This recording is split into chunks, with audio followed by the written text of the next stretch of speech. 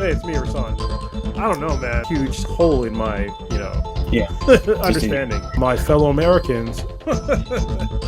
probably here. As long as whatever you're doing doesn't hurt anyone else, I don't care. Different perspective of what an interesting topic is than I would assume. This is Balanced Exchange.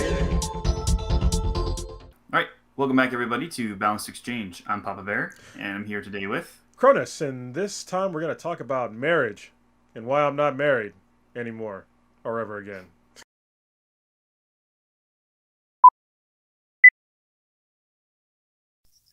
So at this point in watching our videos, you may or may not know that I am an active duty United States Marine. And I've been doing this for 20 plus years, so I know that it's really important for me to make sure to get this out there. If it's your first time watching this, please stick around and make sure you understand the disclaimer. If you've watched a whole lot of our episodes so far, feel free to go ahead and jump ahead to the new content. So what I need to talk about today is that I am not authorized and have no way of being approved to speak on behalf of the Marine Corps. So any opinion that I give or any concept that I discuss today is the position and the opinion of just me, myself, just a man who has a bachelor's degree in political science and a master's degree in leadership and organizational management, and has spent my whole life looking at government structures and social contracts and how these things are supposed to work, what the philosophies and things behind them are, and read a lot of books on that kind of stuff. And it's definitely one of my personal and key passions. And so when you hear me maybe give a position or a concept on something, that is only my own position. I am not a public affairs officer for the Marine Corps. I am in no way giving what the Marine Corps' official position on anything would be. And honestly, a lot of the topics we're going to cover here, I'm pretty sure the Marine Corps doesn't have a particular position on. So if you do have any questions about what the Marine Corps' policy on certain things could be, you can definitely research that and find those out, or leave a comment or send us a message if you can get a hold of us somehow, and we can maybe be able to answer those questions for you. So with that said, let's get you back to this week's Yeah, yeah, because you get that question from time to time as to what this what the reasoning and the concept is or whatever. yes. Both me and my girlfriend do. We've been together for more than 10 years now, and it doesn't get old, because most people that ask me, why aren't we married? It's at the purest intentions. It just, for us, it's just like, we have our reasons. So I'll explain to you our reasons on this podcast. Hopefully it'll clear up the vast majority of the questions. And the question actually came from Papa Bear's wife, because she brought it up. I've never met her, but you said that she asked. So I was like, it's a good question. Yeah. Yeah, she did. And we did bring it up, I think, in one of the episodes when we were talking about like benefits and how it's kind of a weird system that doesn't provide you with any options, which I think we both kind of agreed is kind of a weird thing. But Yeah, it is really weird. And what I actually learned something from my girlfriend, because I think when we first got together, she was kind of more in the marriage route. But I talked to her about it like literally the other day, and then she had her reasons on why she's not for marriage now. I'm just like, oh, that's really interesting. And and it's from a female perspective. So I think that was I probably should have had her on, but she's doing homework tonight. So anyway, so I guess we'll just jump into it. So I've been married before. I was married for about 7 years, and it was okay for about 2, maybe 3. So, and the rest of the time I was not happy. I was also pretty young, so I was in my, I got married when I was 22, I believe, which is, it's for me, it's too young. I should not have gotten married at 22. I think that most people, if you're going to get married, you should be a fully formed human being, which I was not at the age of 22. You should first of all know yourself before you get to know another person on an intimate level like that, and then form a contract with them. And then also you should know the potential consequences for divorce. And you should understand the actual contract that you're taking with this person that you may not know if you have never lived with them, if you haven't been with them for a significant amount of time. So I've seen a lot of people get married within like a year or two of knowing somebody, and I'm just like, that's kind of short. I mean, if you think about it, I'm sure Papa Bear, there's probably stuff that you're still probably figuring out with your wife, right? I mean, like, we all learn different things as we get older, And I think when you're younger, it's just like, people are kind of sketchy when they're younger, me included. Yeah, and I mean, so you're more responsible and more capable of honestly entering into it. I wrote down contract because I thought that was an important point for you to mention too. And I Yes. think, as we say, that the general concept for this podcast is a discussion over like governments and politics and social contracts, which is how it does definitely fall into this category where it's like, okay, yeah, interesting topic, and I wasn't one I would have thought we would have talked about, but totally makes sense with your unique take on it and the fact that it still falls into the social contract concept. And so I don't know if you've heard this part yet. So um, Cindy, like her birthday is exactly 3 months before mine, right? So hers Oh, is on the 6th, mine is on the 6th. She is exactly 3 months older than me. We met on her birthday. I was in Pensacola, Florida. I was in school for my MOS school, um, and my assistant class leader was like, "Hey, the girl that I'm dating, it's her friend's birthday tonight. So her and a bunch of her friends are gonna take her friend out who it's her birthday to celebrate or whatever. Did you want to go?" And you're like, "Dude, single dude, and like you guys we're going out. I don't even have to find girls. Like girls are already gonna be there. yeah. Yeah, Done and done. yeah, done. Yes, right. So we met on her birthday, and we were married before my birthday. Wow. Yeah, it's a quick turnaround. I And it's mean, kind of the opposite of what you just talked about, which is it like is. working your way there. I mean, And sometimes it can work. Obviously, it's working for you, and it can. yeah, and Yeah. that's what's it's interesting about it is most people that they're like that's stupid, don't do that. There's no way that's going to work, and thought that we would never be able to make it, and that almost 20 years later, it's still working obviously.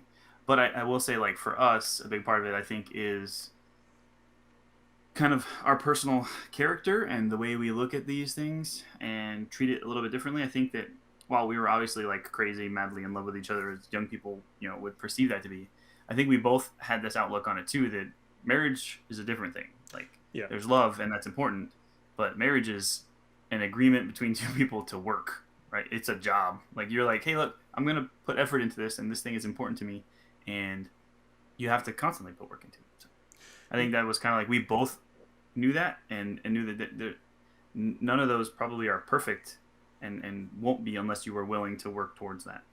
Yeah, that's really important, obviously. So when you hear me talk about marriage, just understand that obviously I have a biased point of view. So somebody might listen to this and be like, "Oh, he's just bitter." I'm not bitter per se, but I definitely am biased. I will freely admit that. So if what I say might happen to offend some people, it's my point of view. So and statistics are on my side. So I'll also throw that in there. So we also messed up. Usually, before we start getting into the weeds of things, we talk about what we're drinking. And I'm back on my bullshit. I'm drinking alcohol again. So, Papa Bear, what are you drinking, first of all? So still sticking to primarily keto. I saw that they had a new set of I Trulies, just saw which those. Yeah. are some tea. It's like a tea plus so it's like this one's a raspberry tea, and I also have a peach tea here for afterwards. That was my first taste of it a few seconds ago. Like it's actually pretty good. The tea is kind of subtle, but there's definitely the seltzer taste, Yeah. and then a little bit of raspberry. So I literally saw a commercial for that maybe 10 minutes before we started this podcast. I am also drinking a Truly. I'm drinking the mango lemonade. I don't have the uh, gotcha. can with me, but with vodka added because that's what I do. And I'll So probably have a beer in a little bit. oh, nice. Okay. I may too. If I go through these two and go to something else, I may grab like I think I have a Michelob Light or something that's ultra light or something. Nice. I was thinking about that. I kind of want to. I may have should have done those in reverse so I end with the sweet. But Yeah, yeah. Well, yeah, I so had to. Go ahead, go ahead. I had an idea for another like startup that we should maybe do each time because I'm realizing we're both kind of like this, and I thought it might be a good topic. Now I'm kind of putting you on the spot though. It's all good. What are we reading? Because we Oh, both do a lot of reading too. I was kind of interested in maybe because this would offer an opportunity for our audience, and like I think we both do this. We exchange books a lot of times. You mentioned one and I immediately downloaded, and I mentioned one you immediately downloaded. So it's kind of an interesting dynamic that I found that I've been thinking about it this week, and I knew it was gonna be on my mind, and I'm hopefully not gonna bring it up during our like actual discussion because it's not on this topic at all. yeah, yeah. But I thought it was one you'd get a kick out of if you haven't already read it. You may have already read it because it's a topic we've kind of mentioned before. What is it? So it's called Rise of the Warrior Cop. Oh, that's a great one. Yes, I have read that one. Okay, I thought you might have. So it's I the think I might have author recommended it. is Radley Balco. I'd never heard of him before. Yeah. I've been into it, and yeah, it's definitely one I thought you would be interested in if you hadn't already read it. So Yeah, that book is about the militarization of police and yes, how messed up it is. So if you ever see like this is one of the things I have a lot of police friends, and when my police friends or people in law enforcement, not just policemen, I have sheriff friends too.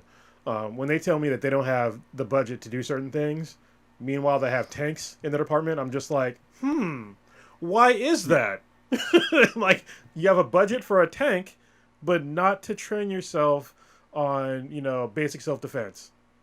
yeah. Well, That's and like the book strange. talks about, a lot of that is because the federal government has pushed grants specifically for drug wars or wars on terrorism or for um, homeland security stuff. So like, here's this money, buy this thing. It's not here's this money, do good things with it. It's Yeah, specifically earmarked with specific purposes, and it goes into detail on it.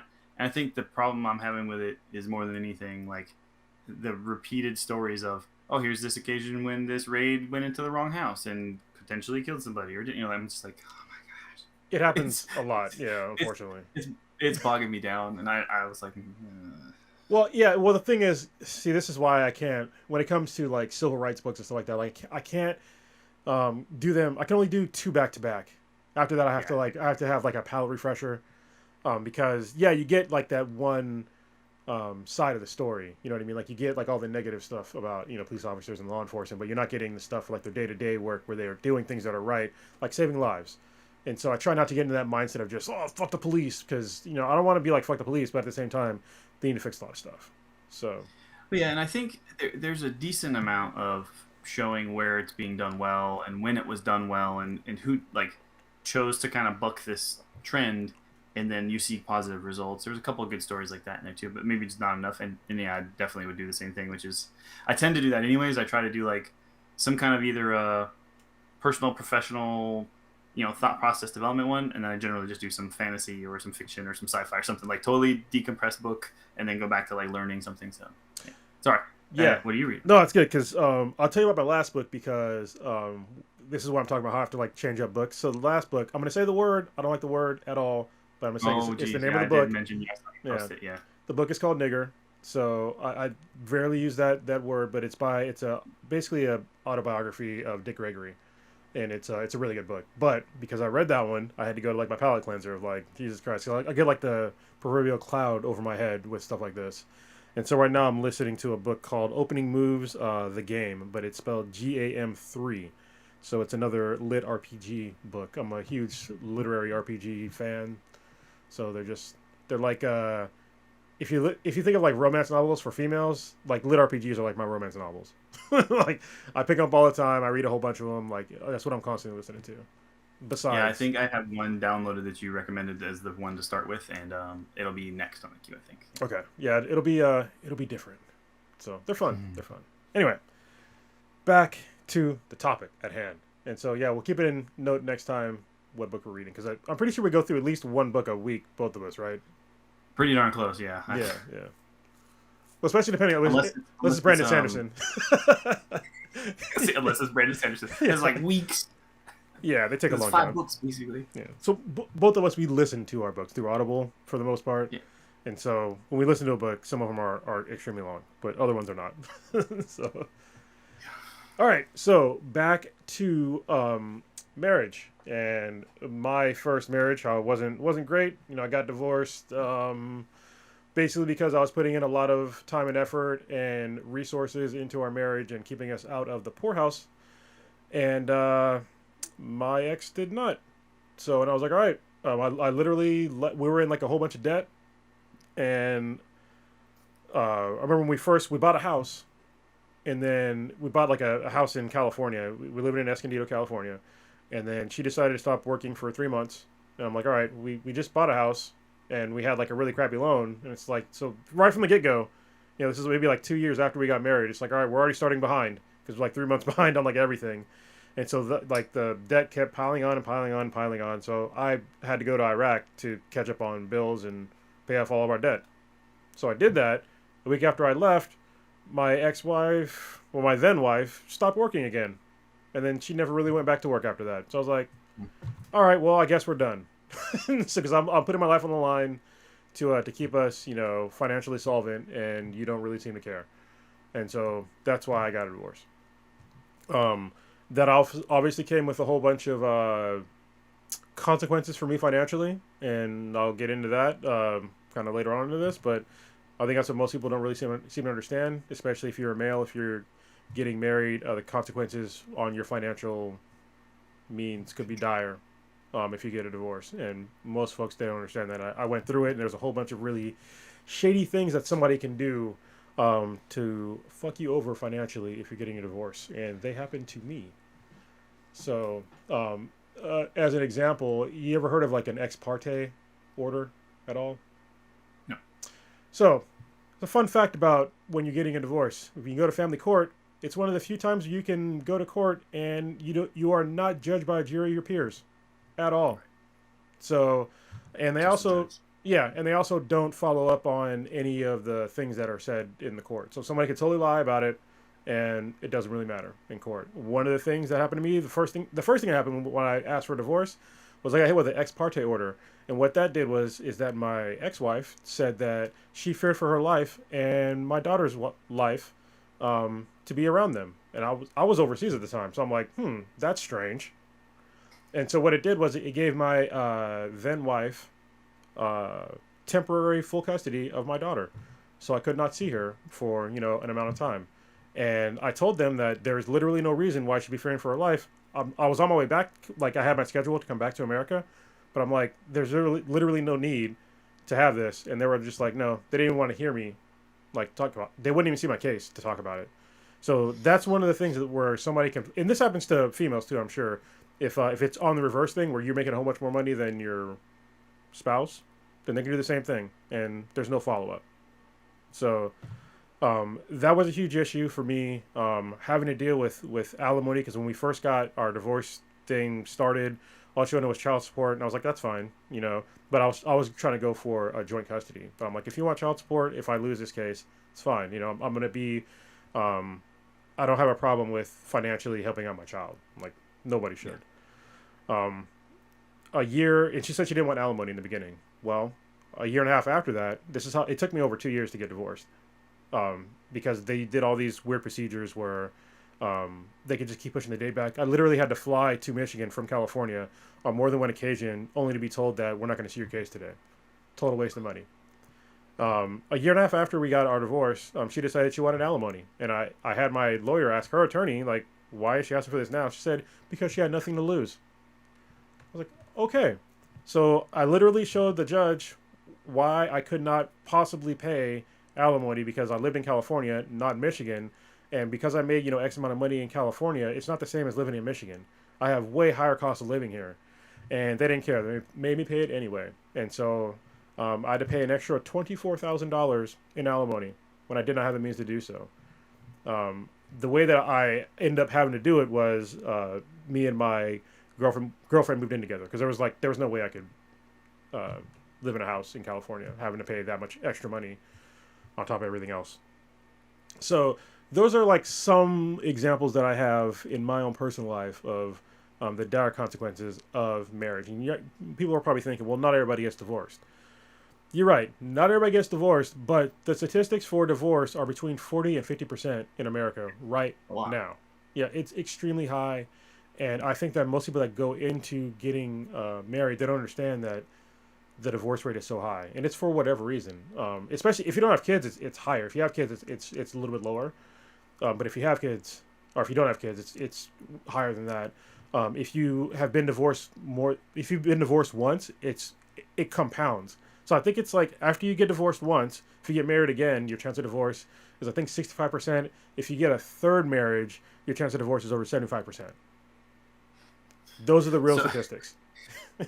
So is that part of your logic on? I'm sorry, on like not wanting to now. Is like, hey, as long as we don't make this a second marriage, it's not this less likely that we would separate because we wouldn't be in this position where we're now at 65% chance to get divorced. No, actually, I didn't know that. Okay. I knew it was high, but I didn't know it was as high until I started researching the numbers for the podcast. My actual reasons to not get married is because it injects the government into your relationship where the government doesn't really belong there. And what I mean by that is that, so say if you, when you get married, um, there are things that you can and can't do, and there are things that the government can control, like your taxes, for instance. Like your tax rate is set to a certain level when you get married, and depending on your income level, you could end up paying more taxes or less taxes. It depends. So it also there's a couple other things that where the social contract gets kind of messed up with the government as well. When you get divorced, if you get divorced, the person that makes more money is automatically disadvantaged than the person that makes less money, and that's just automatically across the board, whether you're a man or a woman, and it should not be that way. And traditionally, this is something that I learned from my girlfriend that I had to look up, but women were, oh, actually I sort of knew this anyway, but women were traditionally thought of as property by the U.S. government and by pretty much any government. And if you go to like the history of marriage, you can go back to biblical days where there's literally verses about women being property. So I'll let some of that sink in. What are your thoughts on the things that I've said? It's kind of condensed. So, it's like the last piece there, I think obviously deserves its own discussion too. But because you got what you got arranged marriages. yes. You got like even the tithe piece where you're like the bride's father like owes like because like you're taking her off of their hands or something, like it's there's a whole lot of historical things there that you owe them livestock or something like that. Tie into weird traditions. What's that? You owe them livestock. Yeah, that's notes, traditionally what it was. Yeah, it's kind of crazy that stuff's still there. So I did take a couple of notes while you were going. So you mentioned debt and you mentioned like money, and I know that most marriages, the if you go and you look up like the end in divorce, the two biggest things are money problems that are cited, or some dishonesty or mistrust or cheating or something along those lines. Yeah. So I kind of lumped debt and money together, kind of in my note. Yep. But then the other being a dishonesty kind of piece. But yeah, I think that the money thing is probably almost always. I think it would have to. That it's the more predominant one. I have to double check, but I'm 90% sure that that's I'm the pretty case. sure it is too. Yeah. Yeah. And that kind of takes both people being willing to discuss it, right? So I think even money, when it's cited as a problem, is actually a result of communication, right? Yep. So it's a failure for the couple to communicate what their concern is and then have a care about the other person's position and what they're communicating. Because I was the other person in your scenario where at first we were really strapped still too, right? We were Lance Corporal with a baby, wife trying to go to school and like work kind of at the same time like she had been used to doing, and still trying to make that work in San Diego is hard, right? It's expensive there. Lance Corporal do not make a lot of money, but I would still buy stuff. Like I wasn't doing I was never. So I had two things going against me. I had never had money, right? So we were very, very, very like had nothing growing up. So then to suddenly have had money and a steady kind of income thing that I had going on, I felt like I could just buy stuff if I wanted to. Scarcity mindset. And so I had this hard time really keeping track of what I was spending and understanding like what my like responsibilities was in this. So, it took my wife addressing it and saying like, hey, this is a problem. We need to figure these things out.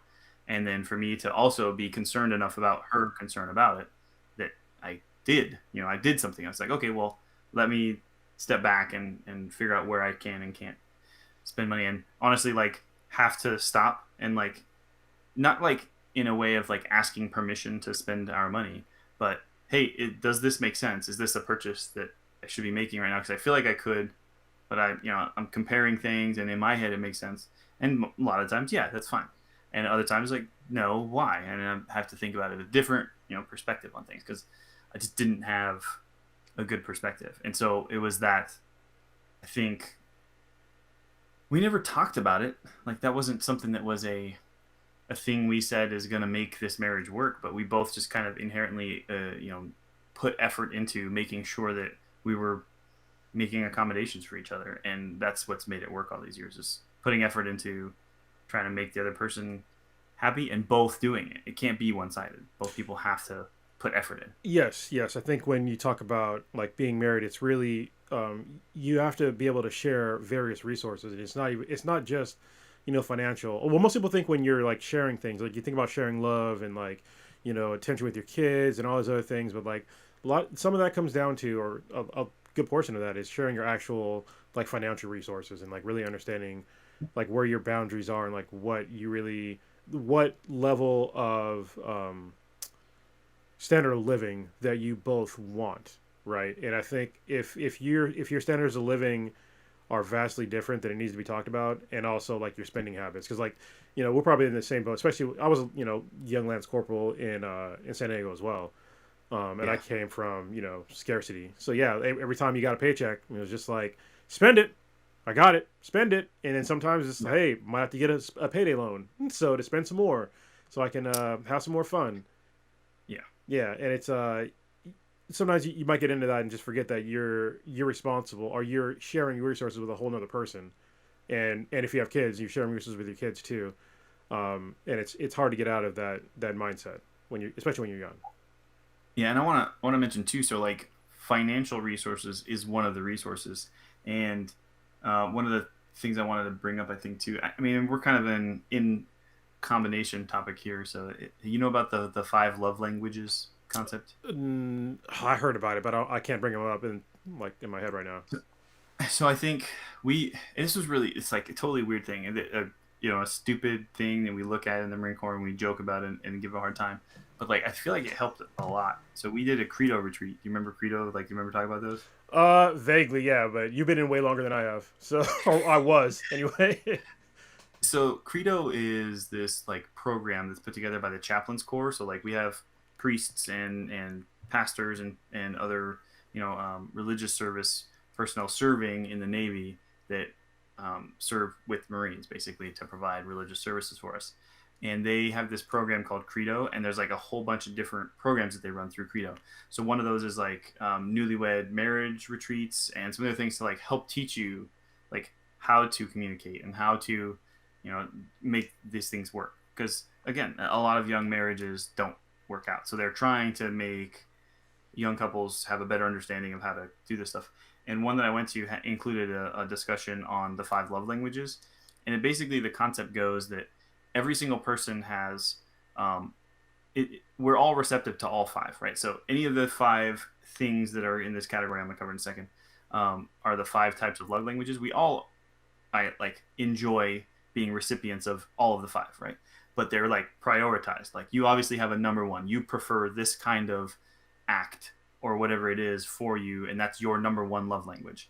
And so once you can figure out what your partner's primary and probably secondary ones are, if you can focus on making sure to make them understand that you can service that need or whatever, then you're focusing on their love language, and it helps them feel loved more than if you had done whatever their bottom one is, which is maybe not going to have the same effect. Yeah.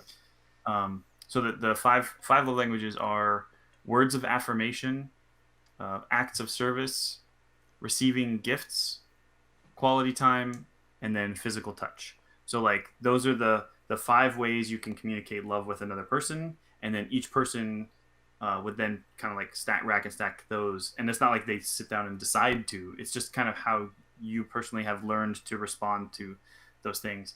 And so figuring out what your partner's primary love language, especially, and probably their secondary, makes a huge difference. So like, I know that my wife's primary love language is acts of service, right? So small little things that you've done that maybe would have been on her plate as a workload that she would have felt like she had to take care of.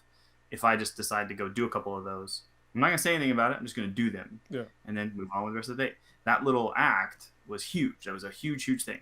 Much more than if I had like bought her a thing of flowers or gotten her jewelry or something. But some people, that small little gift would be more important than doing that. Doing the dishes or something. Yeah. So it's understanding what the dynamic is there. Because for me, it's like a physical touch, just a small like hand on the shoulder or like holding my hand while we're sitting watching TV. It's like little things like that suddenly like make me feel so much better. Like I think maybe partially because I was kind of didn't never get that, and so I feel like that for me is a stronger affirmation of the love. And so we've figured out what those are, and both do our best to try to facilitate that specific thing. So I didn't know if that was an interesting topic. No, I love that you did that. Like this is going to be like a way better podcast because I don't want to be like totally negative about it because obviously from my point of view it's going to be some negative shit. So thank you for like leveling this out. That was awesome. Yeah, I was going to bring up too, like in the military, like I'm glad that the credo. So when I was married, I was only in the Marine Corps after marriage and at home for only a couple of months. And then I got out, so I never went to credo. I heard about it, but not a lot of value there. But also, I think there's a problem with. I didn't look up the military stats for marriage, but I'm sure they're way higher than 50% as far as like divorces go. I'm thinking about people that I know that were in the military that have been divorced, and it's extremely high. So that you probably validate that. But so thank goodness you're still married and happy. But I think that one of the problems is like when you're in the military. Is first of all you're financially incentivized to get married, and I think obviously it kind of needs to be there right now because most people below a certain rank they are below the poverty line, so they need a way to like really raise a family. But I think if we're gonna do that in the military, there needs to be like some criteria of hey, like are you really ready to get married? You know what I mean? Instead of just I'm gonna meet this chick out in town, know her for like a month or whatever, and then get married because I can get paid more to live out in town. It's just like I've known so many people that have done that, and it ends horrifically. It does usually, yeah. So yeah, go ahead. So generally, like it's generally frowned upon. Like you're not supposed to just go do it without counseling. So like even our situation definitely was not appropriate. They were pissed, right? Like that I went and got married and didn't ask and didn't tell me about it. Oh, and our first PCS move was a total clusterfuck. So like so on PCS is when you're moving your just so people not everybody's in the military. Oh, yeah. PCS is when you're moving from one duty station to another. So you're picking up all your shit and moving. Yeah, permanent change of station. So we were in Pensacola, Florida. We got married. She's from Gulf Coast, Alabama area, not far down the road, right? And so we decided we were going to do a Diddy move, which is a do-it-yourself. They call it something else now. You have the option to just like, hey, you can move all your own stuff. And generally people tell you can make a whole lot of extra money if you do it that way. Only if you don't totally screw it up. So with that, brand new Lance Corporal with no idea what the hell he was doing, I screwed that all over the place. So we rented a U-Haul in Pensacola, Florida. Loaded up our tiny little crap apartment, which didn't fill a quarter of this U-Haul because I picked the wrong U-Haul and got the hugest one possible and only filled up this tiny little mount, which meant totally wasted money there too. And right? It's bad when you actually move it because like everything moves around because it's a bigger. Yeah. So, and we're towing a car, so we towed the car behind it, put our dog in the car. So we're driving from Pensacola, Florida to San Diego, California. Jesus. So they plot out the miles, tell us how much it should cost. While we're driving across, which Texas takes 4 days to cross, which is ridiculous. No one likes Texas, but we get to like most of the way over here, and we're like, hey, it's not far to the Grand Canyon. So we decided to divert just to check out the Grand Canyon. We've never seen it. We're over to check out the Grand Canyon in December, and the only pictures I've ever seen in the Grand Canyon were a desert. Oh, it's covered in snow. Like it is deep snow. We get stuck up there at the Grand Canyon in a U-Haul with a tow trailer in the snow, stuck in the snow. So I'm at the Grand Canyon. We get to see the Grand Canyon. I mean, we're stuck. So I'm like, well, let's go look at the Grand Canyon. We get to see it. I realize there's a stables right there. So I go talk to the people at the stables because I did a lot of horse stuff when I was growing up. So like they help us get unstuck. So then we drive and go like stay at a hotel and park the U-Haul, drop it off. So the plan has always been, and I talked to the U-Haul place in San Diego, I'm going to leave the U-Haul here at your U-Haul place, take the trailer off, take my car. We're going to drive to Washington, I'm going to come back, and then we'll unload the U-Haul at the apartment. And so that's fine. That was a part of the plan. I had expected to pay that. So it wasn't until we got back from leave and like they checked the mileage and everything, like, you went way over what your estimated mileage was because we went to the Grand Canyon. Yeah, that's what I was thinking. Yeah. I had to pay all this extra. Yeah, definitely did not make money. But the biggest thing was I go and I finally check in after taking all the leave that I've done. And my staff sergeant, brand new Lance Corporal, right? Staff sergeant's like, hey, let's get you over to housing so you can check into the housing office and get on base housing. I was like, I already have an apartment. What are you talking about? I'd already signed a lease. We already moved all our stuff in. He's like, you are not supposed to do that. That is not okay. Yeah, You're you have supposed to to get go to approved. housing. They're supposed to get you a house. I was like, look, I'm sorry. I've always just done everything myself. I've never had the system take care of things for me. So I did not know that that was a thing. No one ever told me I have to come here and check in first and not get an apartment. No one told me that. So he was mad, and like housing had to get me a like waiver and all that stuff. Like I totally screwed that thing up. Wow. That's amazing, man. They do not want you to do that. It is very, very frowned upon for you to just like get married without really understanding what you're getting yourself into. I actually just the other day had a Marine in one of our classes come up to me and is like, "Hey, sir, so between school and going to my first duty station, I'm taking 10 days of leave and I'm gonna get married. How do I get my wife at that time on my orders?" I was like, "Do not do that. Yeah.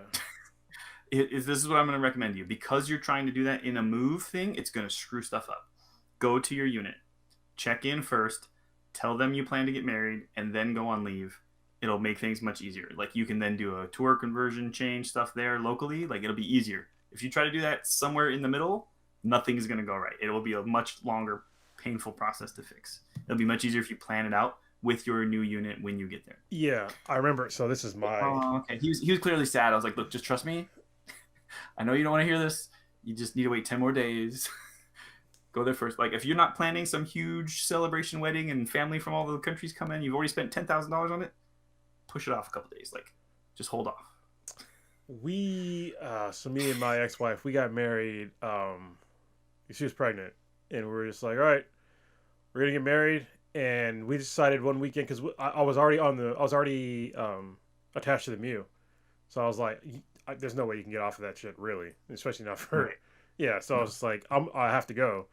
So we're like, all right, well, we should get married to like get things taken care of, to make sure everything's like together. And one weekend we just drove to San Diego, and not San Diego, we drove to Las Vegas, and we got married like literally. So I have this old car. It was a 1987 Nissan Stanza wagon, 4-wheel drive, and the starter was out for like a year. And so I have to park on hills or push start it or just leave the car on because I had 2 keys. And so literally we got married while my car was still on in Las Vegas, and we drove back the same night. That's quality. Yeah. Yeah. Ours is kind of, I mean, there's parts of it that are the similar thing. I think the fun parts of these stories is how messed up it is when you're that young. Yeah. I was stupid. Yeah, we were both stupid. I married a Marine too, by the way, so that was probably not smart either. So You said what? I married a Marine too, so that probably was not smart either. So we actually just had this retold this story to the kids the other day because it came up through something. I remember. I'll tell that maybe some other time. But so we wanted to get married. This was something I wanted to do. So I was kind of raised in a chivalry Southern family that was in the Pacific Northwest, anyways. So I wanted to talk to her parents and let them know that this was our plan and what our intentions were and what we wanted to do. So we go over to her house and sit down with her parents. I say, I would really like to ask your permission to marry your daughter. And I get the fuck out of my house before I get the shotgun. Are you serious? Yes, Holy 100% shit. serious. This was as Alabama as it gets. And guess which one it was? It was Mom. Holy shit. Dad was like, oh, okay, this is what we're doing, I guess. But so I was like, okay, hey babe, get your bags. I guess we're leaving. So we just left. We went that night. We had a friend who lived in an apartment complex that had openings that we knew and was super cheap. And she was really good friend. Her mom was really good friends with the landlady or whatever. So we literally at like 8 o'clock at night, we're knocking on this landlady's door. Like, we need to rent an apartment now. So we like at her house down the road, signing a contract for the lease agreement. and like walking back to the apartment that is completely empty. We have nothing. Neither of us have anything, right? So then we go to Target and buy literally just like blankets and some candles because there's no electricity, no water, nothing, right? In this place, it's not turned Wow. on yet. We literally at 9 o'clock at night. So we're just laying on the floor with candles and blankets. Next day, because her mom, like her family, took her car because now that car wasn't hers; it was theirs apparently, and weren't gonna let her take it. So we had to go get a car like the very next day, and uh, got the car. She had to go to work the next day, so the only car we could afford was a brand new Ford Focus, like a 2013, because there was a new car buyer program, but it was a manual transmission. She had no idea how to drive manual. So we buy this car, and this is the car she's got to drive because she's not driving my car. My car's a piece of crap. So she had to learn to drive manual in one day and drive it to work the next day. Jesus. So then I go to school. She goes to work. That's Monday. Tuesday, we went and got married at the courthouse in Pensacola, Florida. Wow.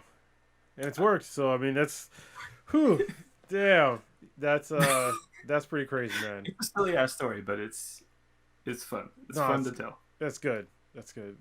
But now, right now, like their grandparents and their one of their grandchildren's in college. Like obviously we did okay. Yeah, yeah. All right, so getting back to some other things. So when I talk Why about, is it not? Why is it not likely that everybody ends up with the story that I have? well, I think honestly, I didn't write this down, but I think one of the reasons why the divorce rates are so high is because we live right now. So marriage right now has a big problem because it was traditionally created for first of all a single income family. So it's supposed to be a man that runs the whole household. And Okay. right now we have you cannot live in most parts of America, especially unless you have a two income family. Like there's pretty much nowhere in America can you have two people and only have one income and like rent somewhere that's like halfway decent. So I'd say there's no way we can do that and then still live what we consider to be an American lifestyle. Yes, exactly. So I think that's one of the main issues with. So it forces, it puts a strain. And don't get me wrong, I'm going to say these things, but I am all for women's rights. I'm not trying to disparage women at all. I'm not trying to disparage any men that are for traditional marriage and all. Not traditional marriage. When I say that, Jesus Christ, because those people are usually against gay marriage. So let me people that are just that want to go back to like the good old times of when there's like one income. But there's a huge problem with when you're forcing two people to work and you have kids, or even if you don't have kids, forcing them to both work to subsist in this lifestyle.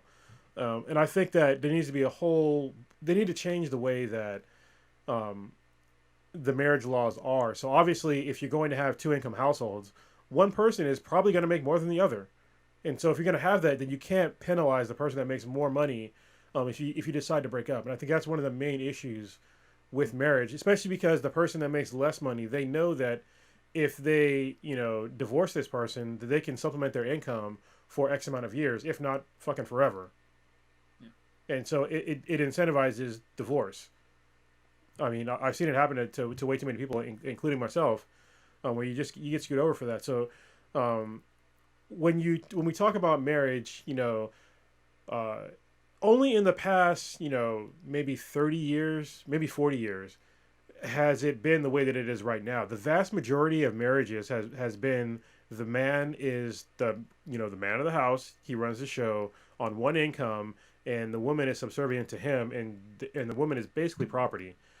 Even in America, you have to go and look up like coverture laws and the Married Women's Property Act. That's when the only reason why they had these rights and these acts done is because they noticed that when a man left the home, that when the woman was left behind, that they didn't have any kind of rights. Because traditionally, when you got married, women would lose rights. That's traditionally what it meant. So it's only recently that they have the same amount of rights as men do. But back then, they had no rights, so they couldn't do anything of any consequence around the house. So say if they needed a loan or to purchase certain things or buy another piece of property, they had to wait for their husband to get home to do these things, or open a checking account, any of those sorts of things. They had to wait for the man to come back to do these things. So that's when you saw these first pushes into women's rights is because they literally couldn't do anything because they were considered less than a person because they didn't have the same amount of rights as men did. So I remember this old. Did you ever watch like Nick at Night growing up? Yes, back in the day. It's been a while, obviously. Yeah. So like I'm remembering this old I Love Lucy episode where a vacuum salesman comes to the house to try to sell her a vacuum. And so and I remember that the situation is he's there as a salesman to convince the housewife to want to purchase it, and then has to wait until the husband gets home to actually make the purchase. Yep. So then Ricky gets home. Like I'm remembering this exact example in a show like I Love Lucy, which clearly like depicts pretty accurately a lot of the stuff going on there between that and Dick Van Dyke Show, which I've only started like looking back into because of WandaVision. But, yeah. so like, I'm remembering that episode specifically for some reason, and that weird situation where it's like, and I didn't get it because I actually, to supplement our income because we were so strapped in San Diego, I was selling Kirby vacuums in San Diego. Wow. And like I thought when I was learning to sell them, I'm like, wait, I remember this thing. And they're like, that's old stuff. I was like, huh, that's a good point. But I just, for some reason, it just dawned on me as you described this, and I went ahead and looked it up and read some about the Married Women's Property Act, and it made me think of that for some reason. I was like, oh yeah, like that probably was an example of that exact situation, saying like, I'm going to convince you so that you will convince him when he gets home. Yep. Because I can't even technically sell this to you. Yeah, and that's where my girlfriend, when she was just like, that's one of the reasons why now she's not for marriage, because to her it's like it really represents like a really misogynistic way of a relationship of like being subservient to a man. And I think that I think it's wrong too. Like women aren't property, and obviously they're not property now still, but there's still a lot of hang-ups from that today, that we're still dealing with. And I think most people, they don't really, because like when you talk about I Love Lucy, that wasn't that long ago. You know what I mean? Like not at all. Yeah. So yeah, which like I said, it's still carrying over into today. And when you see, and especially when you look at, it works both ways against men and women. Because if you look at a woman that makes a lot of money and the man doesn't, like most people in society, they look down on the man for not making enough money.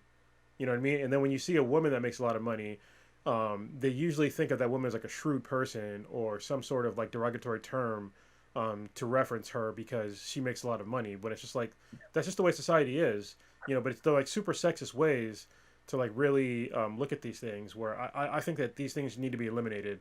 But it needs to, obviously we need to evolve as people, because not enough time has really passed for us to like really get through this.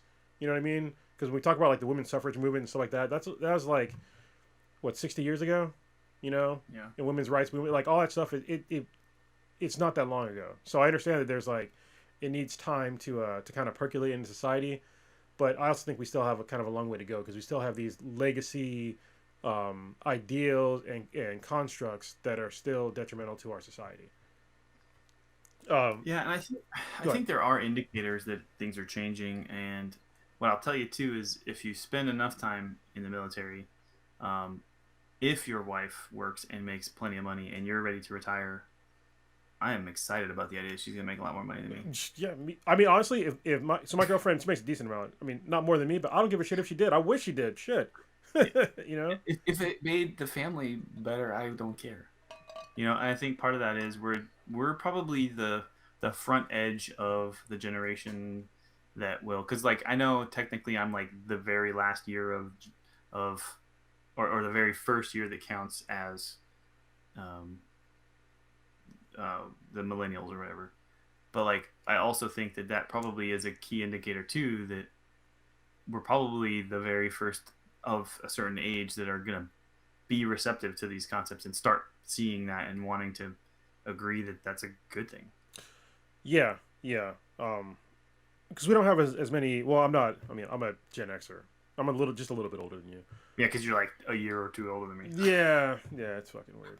But well, you're not. You're. I was born in 1981, so like I think 1980 is the cutoff for Gen X, and then 81 being the very first year that's considered millennials. I'm like, I don't necessarily identify a lot with what people consider to be millennials, but I think either. Also what we consider to like what memology considers to be like millennials is like a generation beyond the actual millennials, which is funny. Yeah, well, I think if to me, if you remember a time in your lifetime where the internet did not exist, then I don't consider you a millennial.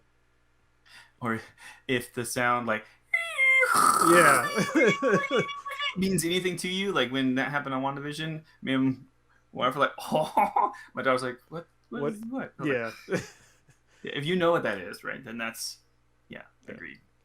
If you Um, drink water out of the hose growing up, yeah, a whole bunch of things. Yeah, because my girlfriend's in the same boat. She was born in 81, I think. But yeah, 80 or 81. But yeah, same boat. You know, she's like, we're still the same generation. So, what was I gonna say next? number 2. Okay, so what's really weird for I think most people, with me and my girlfriend especially, is because we have kids. Well, we have a kid together.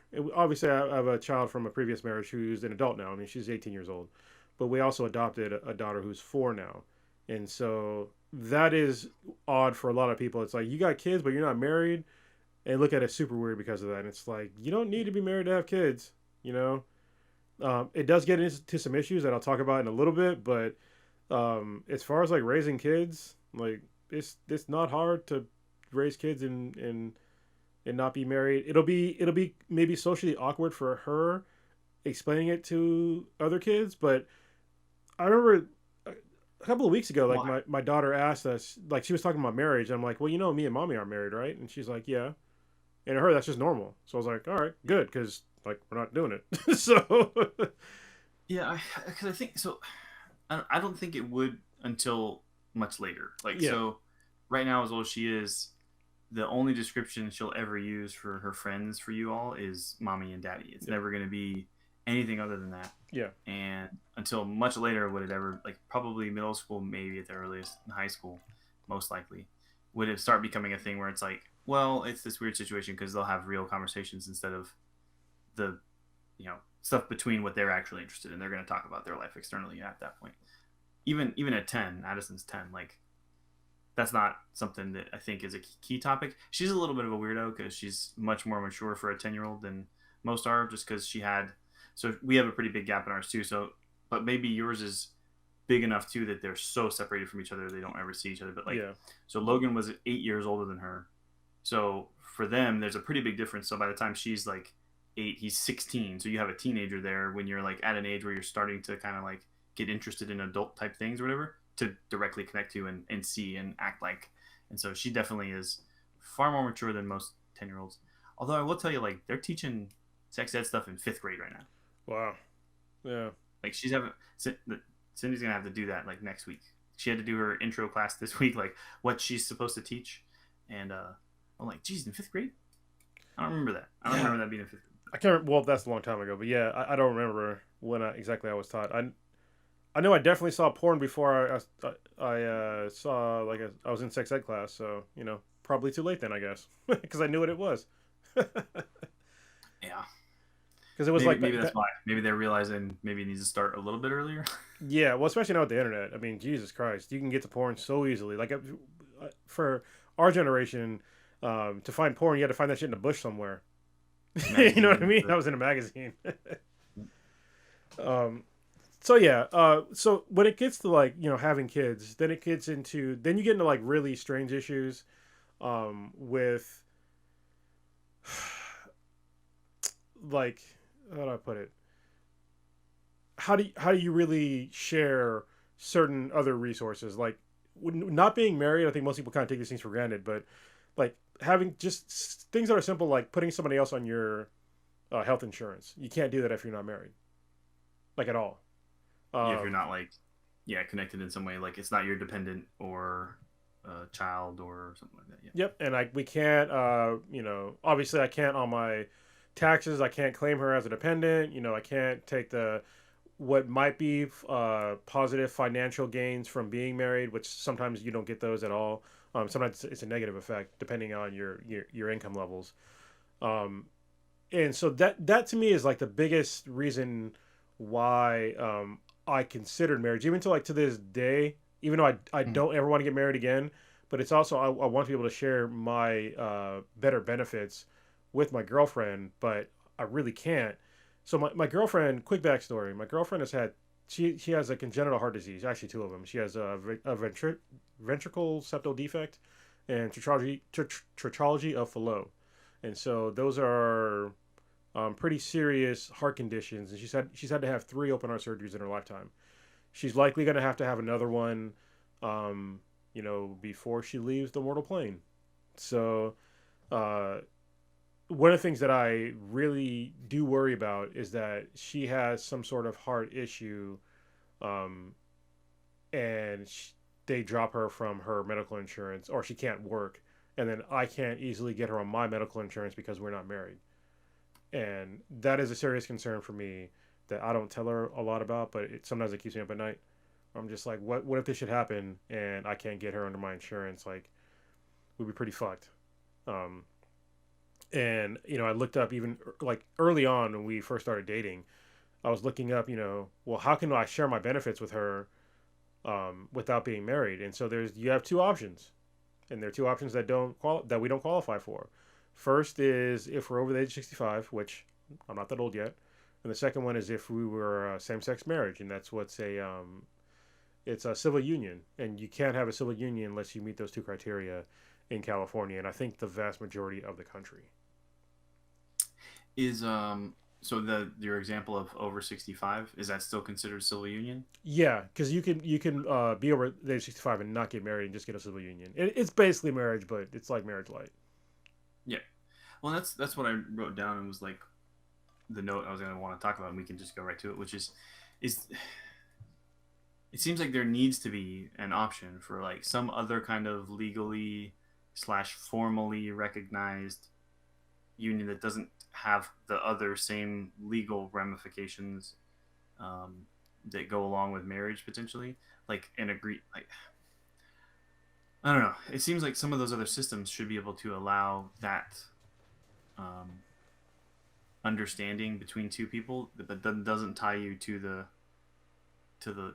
parts that you mentioned that are the bad ones, which is the ability to like take stuff from that other person in the event that you choose to end that contract. Yeah. But at least while you're there, like it should be something that says here's the benefits that you could get or things that you could share, and in the event that you end whatever that contract slash relationship is, it simply just terminates those other relationships. Like say you're able to have this make believe contract we're coming up with, and that allows you to then put her on your insurance.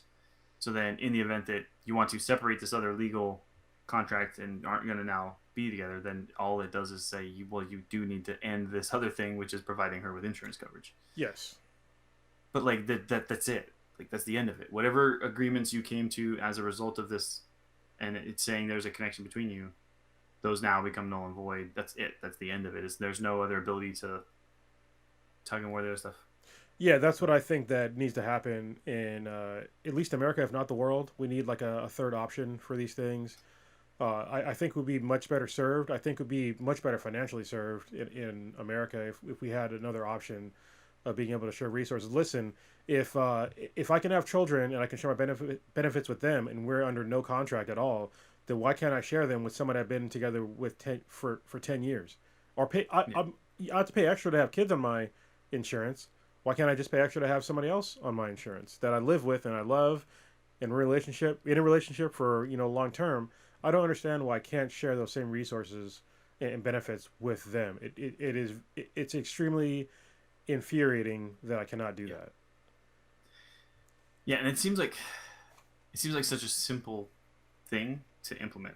Like I can't see that not being something that could be put together. So here's what I would propose is that anyone can write a bill and then get it routed through, whatever. So we could do that within the state to help you. Like, honestly, like write the bill, like look up what the formats are, write the bill, get the thing routed through. We just have to figure out who, because I don't know the representative for this area. I'm sure I could get in touch with them, and then we could get in touch with yours in your area. So that way, at least within the state of California, and that's a state California legislature, not the federal one. Yeah. To then be proponents for that bill, and I guarantee in California, that's the kind of thing that people would go for. Maybe, well, I know. I think it's Swalwell, Eric Swalwell. I think that's my guy. He's a weird Okay. guy, but I think that's. But I didn't even think about that. Maybe I. You see, this is why I like having conversations with you, man, because I don't think about shit like that. I'm just like, oh, it's broken, fuck it. But Wait, let's yeah, fix it. What let's citizens are supposed to do in this country. let's get some solutions because I think this is. I think most people don't even realize that this is even an issue for a lot of people, Yeah. and it is. I think that we could save a whole lot of money, first of all, from people getting divorces because it's bad financially for most people. I think it'd also save, our legal system from, all these. It's not financial hardship for them, but they have to like process all these divorces and shit, which is like maybe what if divorce was no longer wasn't even an option on the table? What if you just broke up like normally, and there was no, contract there or no contract like that where you needed a legal entity to do that? And I know somebody right now is like, why don't you just get a fucking prenup? All right, listen, prenups are not ironclad. I know there's been plenty of stories of millionaires that have gotten prenups and gotten divorces, and somehow their exes got their stuff anyway. So they're not Because ironclad. in the end, like you said, that divorce court is just you two standing in front of a judge. Yep, and the It's judge up to that can. judge, Yep, it's up to the and they can judge. say prenup meh. Yeah, and it happens a lot more than people think that it happens because Well, that's and what I think maybe a lot of people who never had a prenup don't know is that it's very specific, right? So you're going to list out all of your assets at the moment in which you conduct the prenuptial agreement. So anything that changes after that also changes parts of that agreement too. So whatever the resources were at that point is what the prenup is based on. So anything that changes after that is not relevant to the prenuptial agreement, and that's a lot of times how they get tossed. And it's like, well, that's not where you are now, so this doesn't really isn't really relevant. yeah. Um, You shouldn't be yeah, forced to like constantly update that thing. Like it seems yeah. incredibly silly to me. Which is why, like, if we said if that, and I would almost say it's just a second option, but maybe it does need to be a third because you mentioned that same-sex marriage is basically still civil union, and there's this 65 and over It's a civil union civilians, thing, which yeah. I don't understand why that would need to be different. But like, basically, the civil union becomes the secondary one, which is not there aren't the same obligations that we currently have with marriage, but you still could have some of the benefits. It's very I similar don't to understand marriage. what the incentive would be to get married. Like, why would you choose marriage over the civil union example we gave, which is you still could um, enter into contracts together. So here's a question for you: if you went to apply for a car loan right now, can you both sign for it? No. Well, yeah, I can co-sign, but I can co-sign for anybody. Okay. I can co-sign for you if you wanted me to co-sign. Uh, maybe. But when it came, this is what's weird is that when it came to buying a home, though, I was Yeah. told because she had a lower. Well, I guess this what happened in marriage too. So the house that I'm paying on, I don't own it, even though it's home ownership is a stupid way to say it, but it's only me on um, Okay. the title right now because at the Mhm. time when we bought it, she had a lower credit score. They're like, well, we'll just use yours. I'm like, okay, fine. But I think if we were married, they probably would have done that. Because I remember before when I was married before we bought a house and they didn't ask me that at all. So but now I have to go back and like get her on the title of the house, which is kind of a pain in the ass. And it's also like even with the adoption of our daughter, it's being a pain because so our daughter's been our the finalization of her adoption happened like 2 years ago. Okay. And we've had custody of her since the day she was born. Like literally, we held her and took custody of her the day she was born. But we still don't have her social security number or her birth certificate because people in Texas, not people in Texas, the people that are in charge of vital statistics and the Health and Human Services in Texas, they're kind of stupid because they've rejected our applications to get these things in multiple ways. And one of them was because when my girlfriend put down her name, they rejected it because it said, um, we don't put down your maiden name, but that is her name. Like she doesn't have the same last name as me. We're not married, and so we hit like it's like little things like that that are super Yeah. fucking annoying about not being married but having a family and being together for a long time, being in a binding relationship. So and it's also incredibly insulting. So Yeah. There's this presumption, right, that things change on it. So it happens. It's not the same thing. It's not the same thing. But I'm going to tell you another little story. So like, um, my last name is not my dad's last name. I have my mom's last name, yeah. which is not normal, right? So that's one of those things that becomes weird when people are like put your mother's name down, and I write it down, and they're like, Oh no, no, don't not maiden name. I was like, no, that's her name, and she never changed her name, and ended up both kids ended up with her name, not my dad's name. So they're like, Yeah. that yes. For one, he was never there, so why should we have his name? Actually, we hit that It's yeah. too. We hit that too with Uh-huh. trying to get our daughter's birth certificate and social security number. Another one was that why didn't you put the father down on the birth certificate? I'm like, well, because the guy wasn't there, and it wasn't supposed to be on the birth certificate. So because he didn't. So what happens is like when you adopt somebody like the way we did the open adoption, they reach out to the father, but if they don't reach back, if they just decline everything, then they don't put his name on the birth certificate. Yep. So there's no father on there. So, but people they get really rigid into these ideals of like way things are supposed to be, but that's not the way that everybody lives their life. You know? And I could see that in Texas too. I Yeah, can see that in Texas. Like there's an expectation that things are this way. yeah. So I got. It's funny. I got lazy this year. So, well, you're not a civilian, but so when in civilian life, if you work for a corporation, every year you have to like re up your fucking benefits, right? Mm-hmm. But usually I'm kind of lazy. I'm just like, well, whatever. You know, I wrote, usually they give me the right one anyway. I have this pretty cool PPO, but I have a bunch of other benefits along with that. And so this year I forgot to actually re up it, but they gave me everything I wanted anyway. The shit that I had like last time around. And then I looked down at the bottom of my benefits and it was like, oh, I have legal insurance. I totally forgot about this. I got it because I was going through like a lot of legal troubles because of the divorce. Like when I first started 10 years ago with the company I'm with now.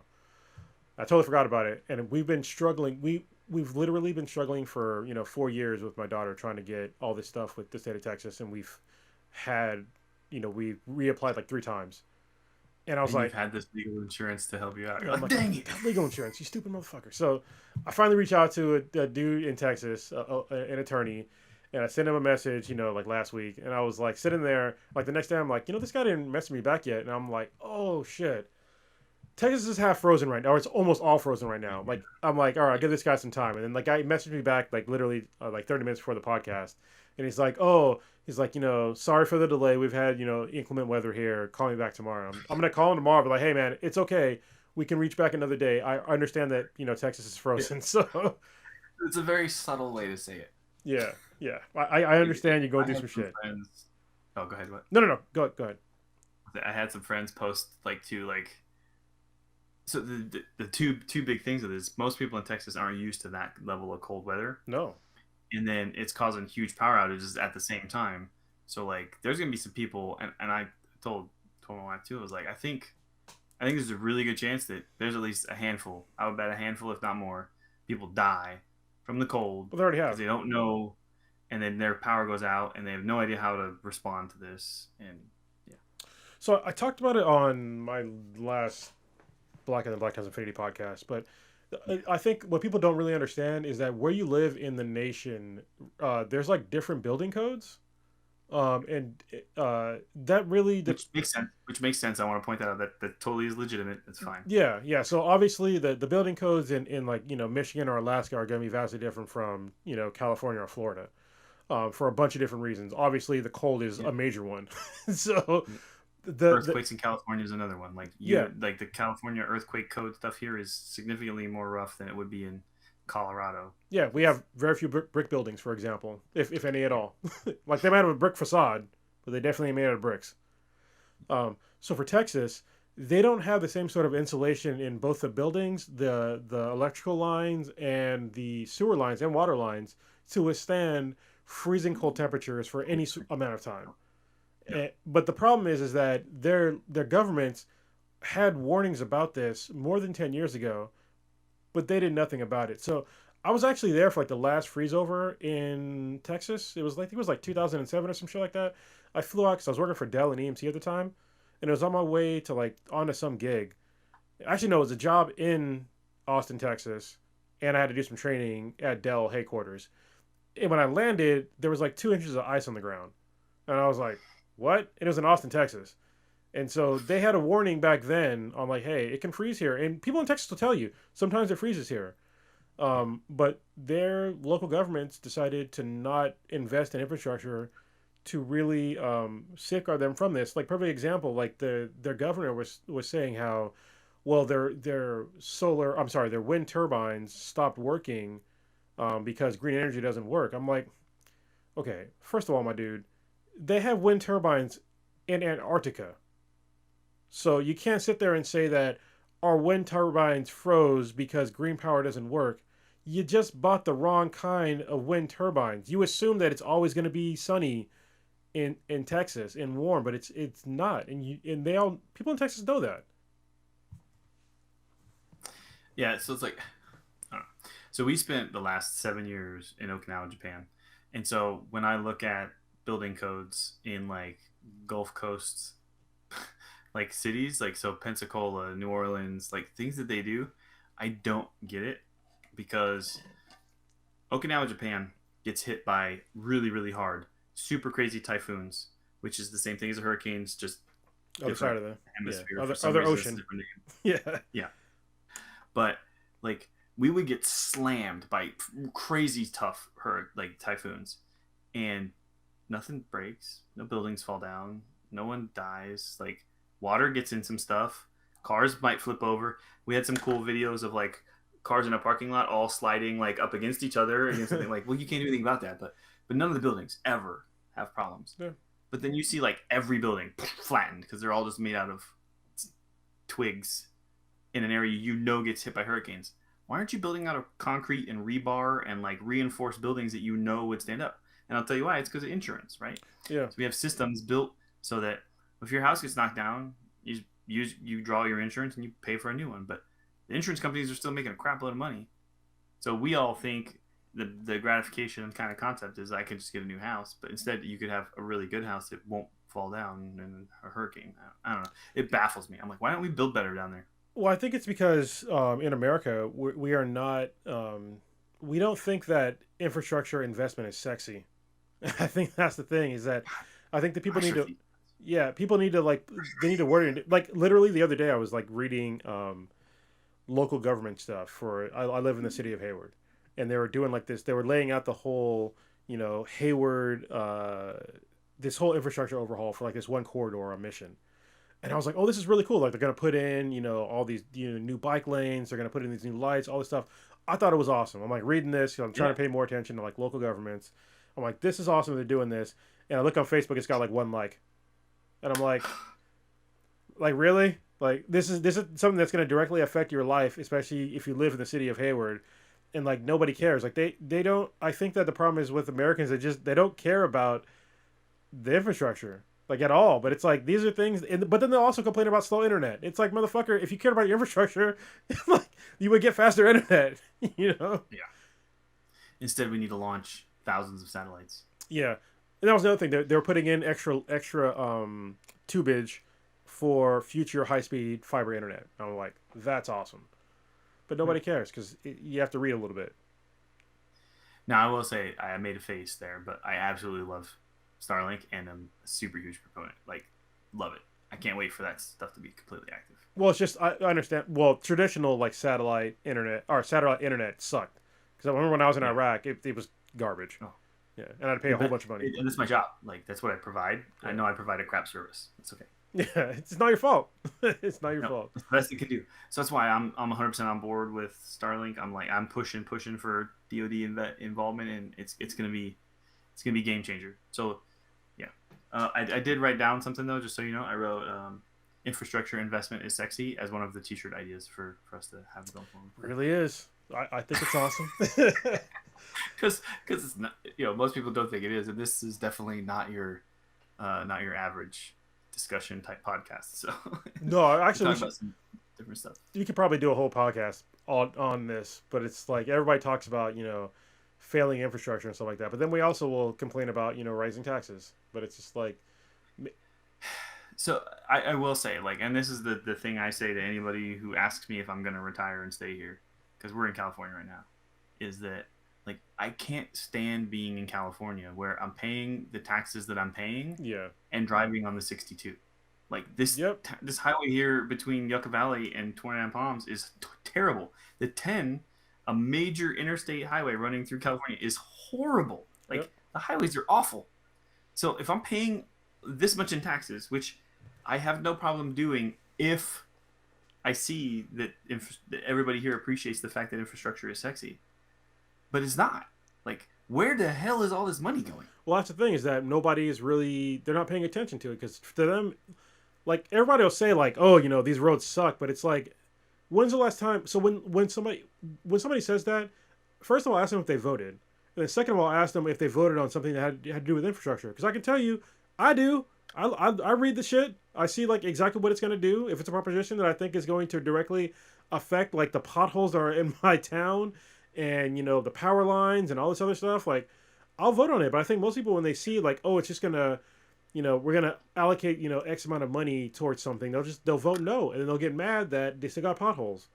You know, Yeah. but also they shouldn't have to like pick and choose these things. So I think that what the problem is with California is that we pay like an extremely high amount of tax, but we are not getting the returns that we should be getting. And there's also there's some fuckery going on because I've seen like literally for me like the big highway where I live is the 880. And I literally watched this goddamn freeway the same patch of freeway get repaved 3 times in less than 5 years, and I'm just like, why is this happening? This is the same patch of freeway. You paved it the first time. It's fine. Like it should not need to be repaved in less than 5 years, and you've done it 3 times in less than 5 years. It's because Steve, the city council member Yeah. who manages to get the contracts approved, brother Joe, Yep. is approved to contract this one section of highway. Yeah, and I know that's what happens. It's like the under the table deals, and like they don't and they also have like these weird things where if they repave a part of the freeway, I saw this, they repaved a part of the freeway, and then like literally within 6 months there was a pothole on the new paved freeway, and so they had to repave it. Yeah, but the repaving, I know the city had to the city or the state had to repay for that paving. They need to have guarantees on these infrastructure projects, not just yeah, because like we had the Bay Bridge got redone a couple of years ago, and within less than 2 years they had pieces of the freeway catching on fire because the rubber pieces were rubbing together and catching on fire, and they had to pay again. That doesn't seem like a good build. Yeah, no, not at all. And there was a hole in it too, like that was catching. It was a hole that was catching on fire that was also underwater. I'm like, okay, so those are 3 things that traditionally should never happen: underwater, on fire, and a bridge. I'm just like, all right. Oh man. So like to me, and we're talking about a contract we need to write right now for the augmented reality stuff that I talked to you about, so that we can get a professional app developer to be a part of this program. And I mentioned, I was like, look, it needs 2 parts to it. There's like the initial development, and then I need a sustainment contract for at least a couple of years as a part of the same contract, so that they're obligated to make sure that any updates and changes and additions and whatever within a certain scope, like I shouldn't be able to say like, oh hey, I need you to completely build this entire new portion that equals basically a whole other app as an update. But if I said I need you to add one new individual system to an already created like part of the app, like just a new list item kind of thing, right? Like, hey, we got this new radio and I need that radio added to it. Like that should be within the contract, because that happens. Like within 3 to 5 years, I'm going to get some new stuff. Yeah. And if I want this thing to continue to be relevant to my students, I need that to be a part of the contract. And like, it's those kinds of thoughts that should be a part of these things that I feel like aren't, because it wouldn't mean that, Joe, my cousin, still gets more contracts. Yeah, we're way off topic, but it's fine because I'm gonna tell you my story from the company that I work for right now. All right. So when I used to work for Dell and EMC, I was what's called a resident. So they would send me on site to make sure that everything was upkept. I would design your networks. I would implement them. I would install shit. I would do all this stuff for people. And obviously, but I was highly paid for it. But Dell and EMC was smart because they knew that SANs at the time, even now, it's like most people don't really understand how they work, and so they're just like, listen, if you're gonna buy this equipment, you're gonna buy this person. Let me put that a different way. You're going to give a contract that's going to include a person. Going back to our slavery discussion. Yeah. It's going to include a quote unquote resident, and we're going to send somebody on site to maintain these systems for you. And if you need them to install stuff, and do whatever kind of upgrades that'll be included in your service.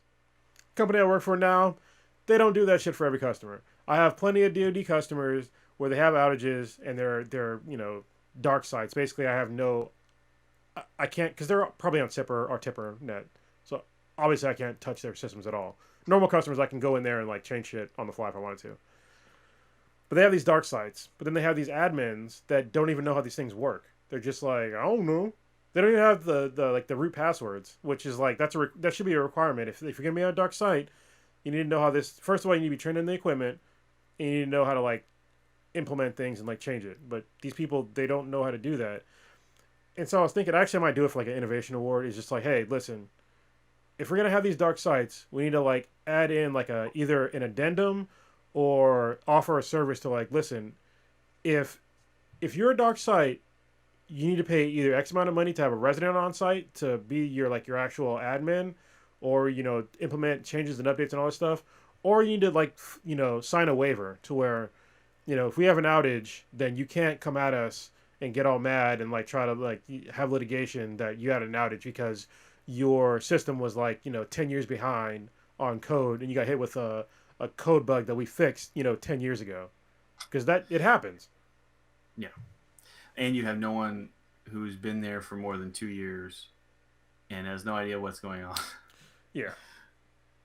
It's well, I mean, they're No, contractors. Yeah.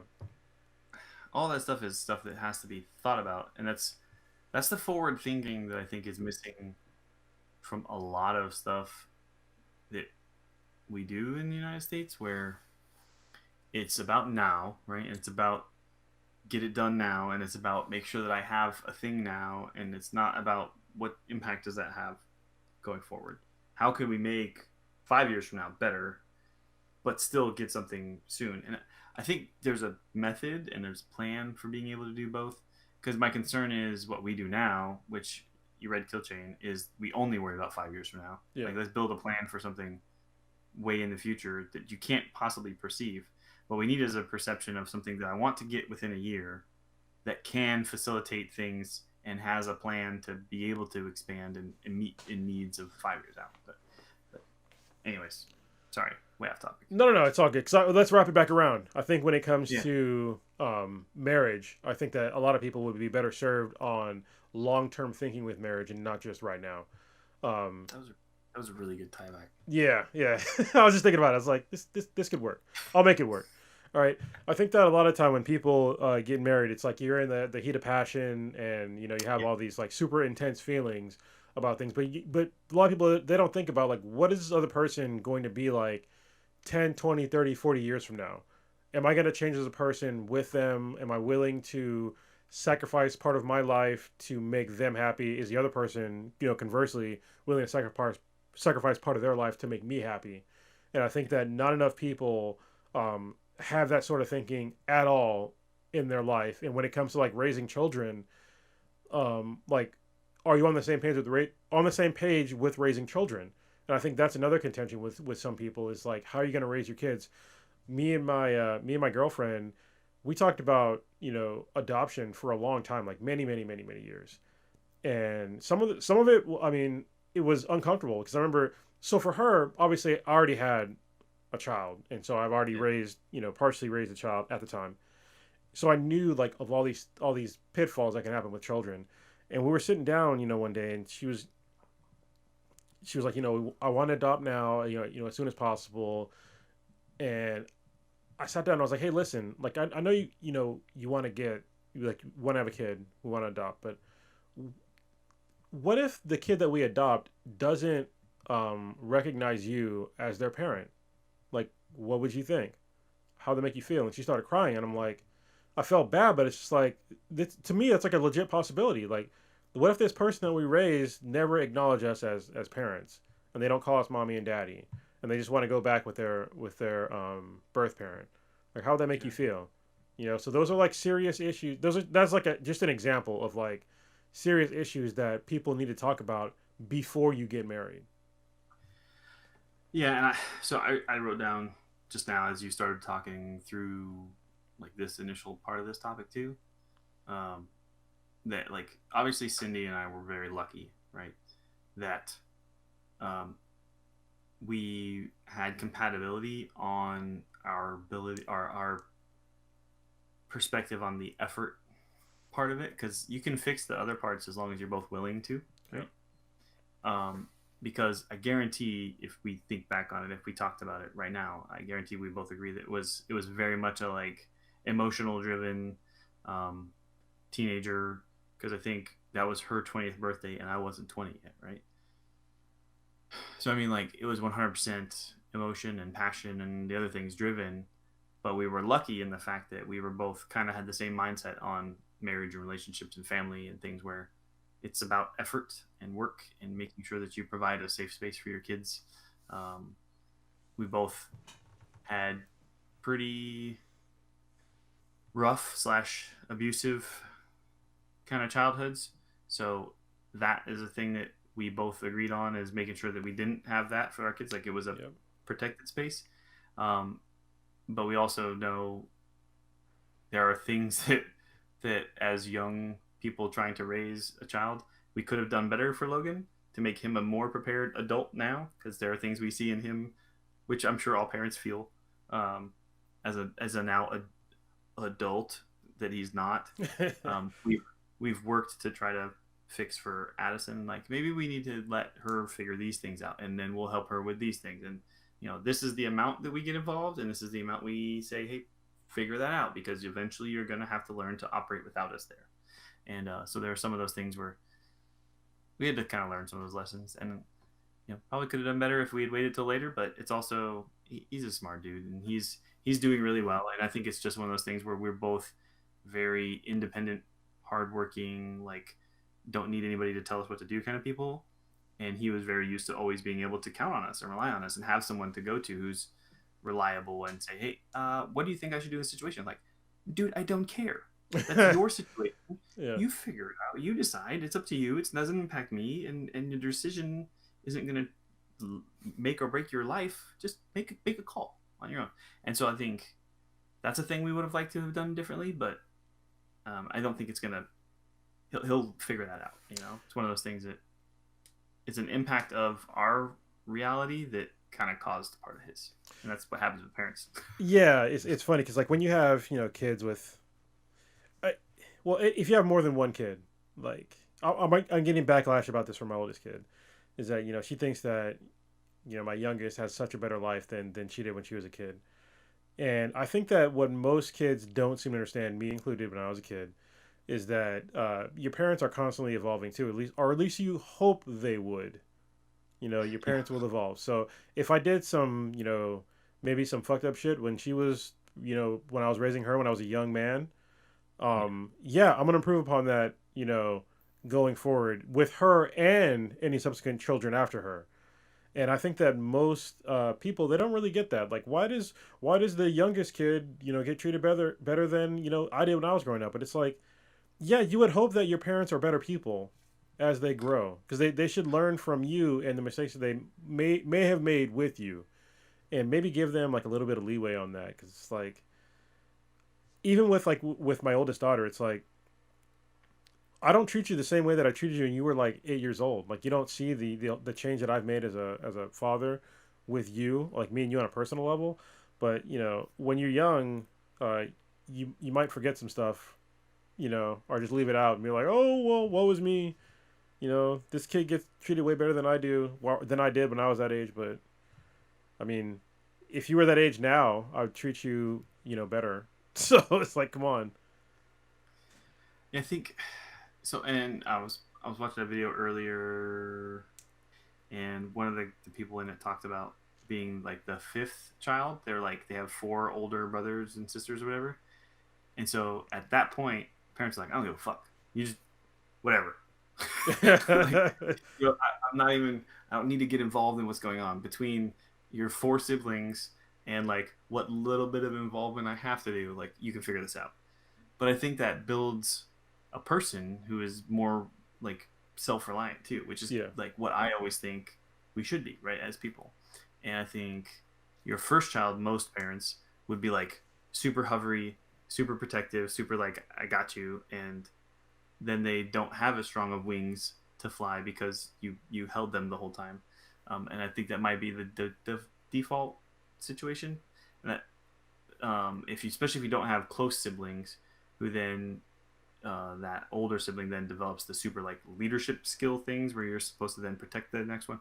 The distance between ours meant that he was already kind of separated and on his own at that point.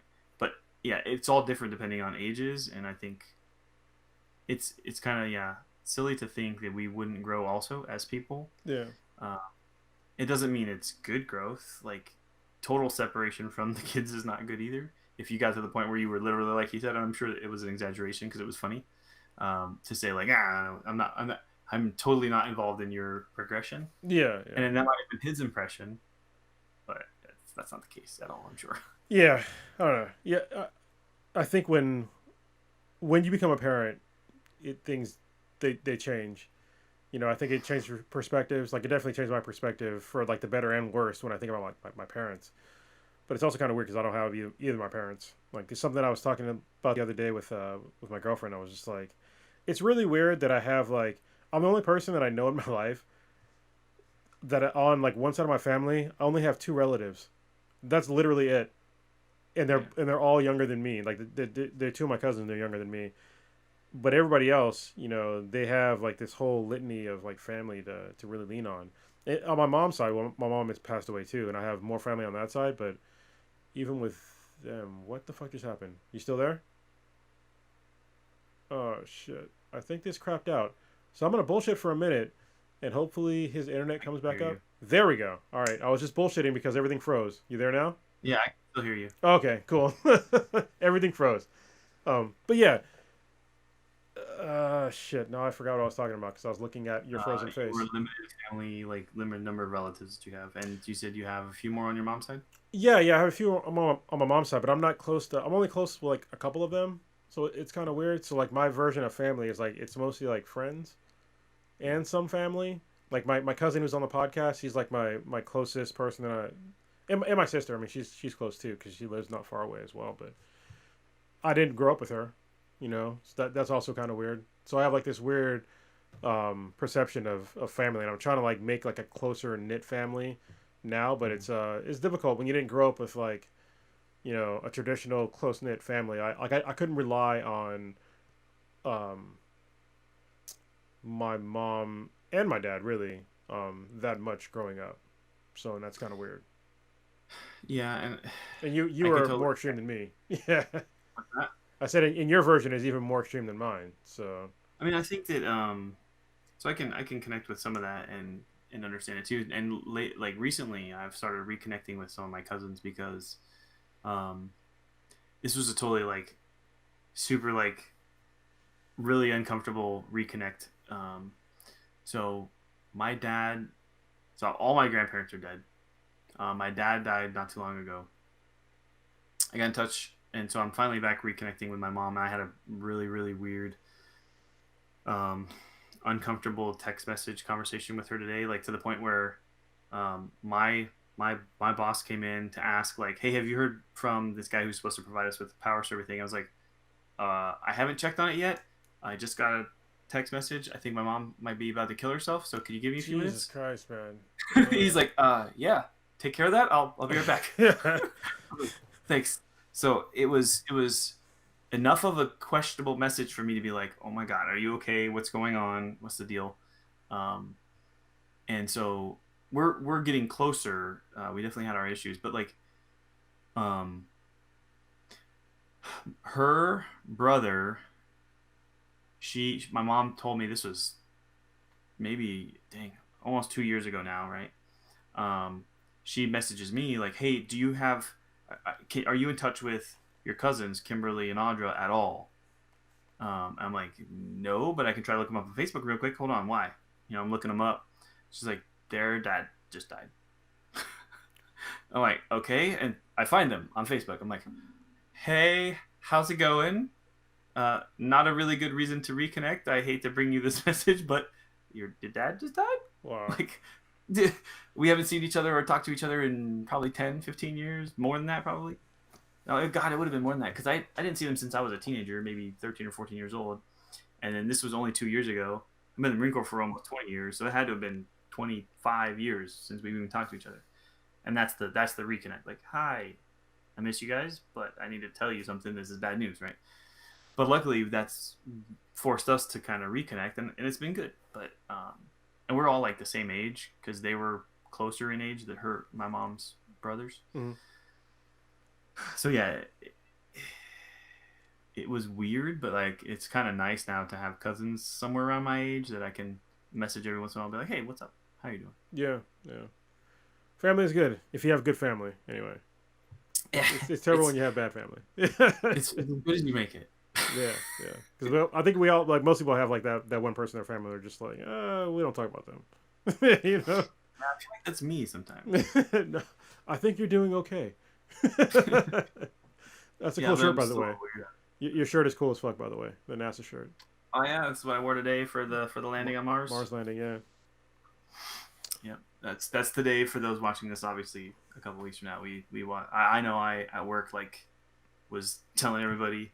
So we have teams for like most of our interactive stuff, and I have some groups together for all of the other satcom nerds, and I'm like posting them like Perseverance is about to land. And, I even had I was in the middle of a professional military education session regarding this new Marine Corps like doctrinal publication that came out about learning and how we're supposed to, really reevaluate how we're teaching everything. And like we're a few minutes towards the end of it, and I'm like, just so everybody knows, that 7 minutes until the Mars Perseverance the atmosphere, so you don't have much time because I'm about wrap done it up. with this, whatever we're done. Wrap it up. we need to finish up what we're doing because I want to watch this thing. So, yeah, it was definitely, I don't know, it's big news for me. I really dig space stuff, so I was definitely excited. The fact that this thing has two elements. I mean, we're going to Perseverance for a second. Two elements of the Perseverance stuff that's super huge for me is the sample concepts it's building, so that the Earth return vehicle that's supposed to land out there to send back the samples to Earth, so that we can analyze them underneath better scientific systems here on Earth, is huge. That's the first time we're gonna do anything like that, and I mean, on some level, scares the crap out of me. Let's bring this stuff back from an alien planet. Yeah, it's not bad. Yeah, you won't know till it gets here. Yeah. And then the second part is the fact that we're gonna fly a drone. Like we're gonna let it take off and like see how well it flies. It doesn't have sensors. It doesn't have scientific measuring devices or anything like that because they're expensive and we don't know how well it's gonna fly. So I get that, but I'm super stoked about those two parts of it. Yeah, SpaceX is some pretty dope shit, and like seeing like us getting to Mars and really expanding upon like all these other places it's fucking amazing. I just wish that we could. It's funny how like it used to be NASA, and now a private company has like really taken over. Like space exploration. It's to me it's fucking sad. Like it's really sad. I mean, the rover itself is still NASA. Is it really? Like, but they had to take a SpaceX SpaceX rocket. Still NASA's thing. It was built at JPL. It's a 100% NASA project. But most of our current space development stuff is definitely SpaceX. Yeah. Yeah. But it's all good, I mean, Elon Musk, he seems like a okay guy. I just hope that we get people to Mars before he dies, right? Because he's older, not super old, but like old enough that we'll definitely get there in my lifetime. I told my kids like actually yesterday, I was like, we will definitely make it in their lifetime. But I would hate for Elon to have done everything that he's done and built everything that he's built and like not see it happen, even if it's not him. Yeah. If he just at least know that it happened, that'd be awesome. Yeah, I think he needs to definitely see the fruits of his labor. So, and it's been significant. Yeah. I think that even with his like quirkiness, I still like listening to him talk and stuff like that. And I was listening to something to him today about his like requirements of people working at like Tesla and other, things that he owns. And for him, the main thing is like innovation. It's like once you stop innovating and you stop like really thinking, then you should probably think about getting another job. And he said, for him, it's like it doesn't matter if you have a degree in anything. To him, like he downplays just like me. Like I don't put a lot of stock in college. It's like as long as you're like pushing forward and trying to innovate, you don't need a degree for that. So yeah, I would love to work with Elon. That'd be amazing. Yeah. So anyway, that was a weird way to end, but maybe end. Is there anything else? Any other notes you had that you want to ask me questions about on my thoughts on marriage? and why I don't dig it in its current iteration. No, I guess so. I'll end with like it's more like two comments. Actually, I do have a question. What's PPO? Oh, it's like I forget the actual name of it. It's the goddamn. It's a different form of insurance. So basically, if you have a HMO, you can only go to like a certain like hospital group. But I have a PPO, which means I can go to like basically any like hospital or medical group that I want to go to, and I don't need Okay. to have a what do you call it? What the fuck's that shit called? They need to refer Yeah. you. I don't need referrals. Perfect example. I started to get cauliflower ear from doing jujitsu, and I went to my Yeah. doctor, and I was like, "Hey, my girlfriend has like cauliflower ear. Can you please fix this?" And he looked at it and he was like, "I can fix it, but you're probably better off just getting plastic surgery done." And so he's like, "Just find one, and you're good. You have a PPO. You're fine." So I did it, and it was Okay, lower no cost. gotcha. For some reason, I was thinking it was more connected to something like an HR department or something like that. Someone who manages your stuff because of the way the context that we're in. That's why I was like confused for a second, but that makes more sense. Yeah, sorry. Yeah, I guess it would be confusing if you're in the military because you got I know. TRICARE and you got the regular military shit. So Yeah. yeah. Yeah.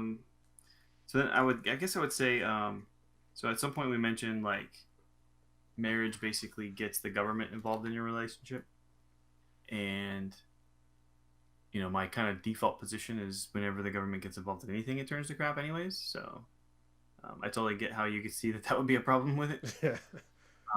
And I think that it's a matter of perspective and how you're looking at it. Because while mine falls into that category because the government is tied to it, I think that we both kind of look at it as a different thing. It's that social contract that you already have between me and my wife, and I don't see that there's a difference probably in what I perceive to be the relationship that you've established between you and your girlfriend, as you call it. But I know the time you've spent, and I see the way that you talk about it, and how you treat that relationship, and the amount of work and things that you guys have done. I I don't see that the social contract part of it, the agreement and the relationship that you've established between each other, as drastically different.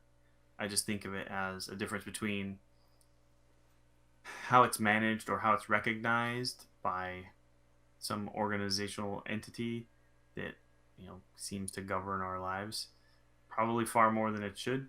Um, and so that's where I see the disconnect, and that's why I think if we could create an establishment or a recognition of a contract that has the same relationship recognition and structure and incentives, I would say, but I don't know if that's the right word I want to use, but doesn't tie you to some of the other legal ramifications that you mentioned as detrimental. It could be a good thing. But yeah, then my concern just becomes then what would be the benefits of a marriage type contract then compared to, let's use civil union as the example. Yeah, I mean, to me, I think if we could just remove those other detrimental things out of marriage, that I've talked about, especially with like when it comes to alimony and stuff like that, I think that I'd be more on board with it. But the current iteration is like no. And what's weird too is that like a lot of people that I know, they consider me and my girlfriend as just married because some people that I know they're just fucking old school. It's mainly actually no, it's both men and women. They're just old school minded people, and so they'll call us, husband and wife. I'm just like, I'm done correcting you.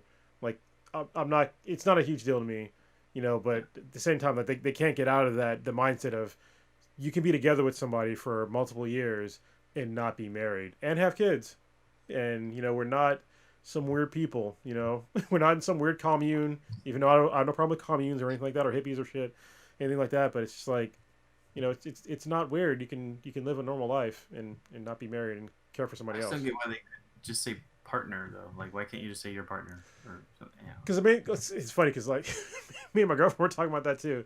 Like, what do we call each other? Like, we need to have like a different thing. I'm like, I have no problem with partner, but usually when somebody says like a partner, they think that you're gay.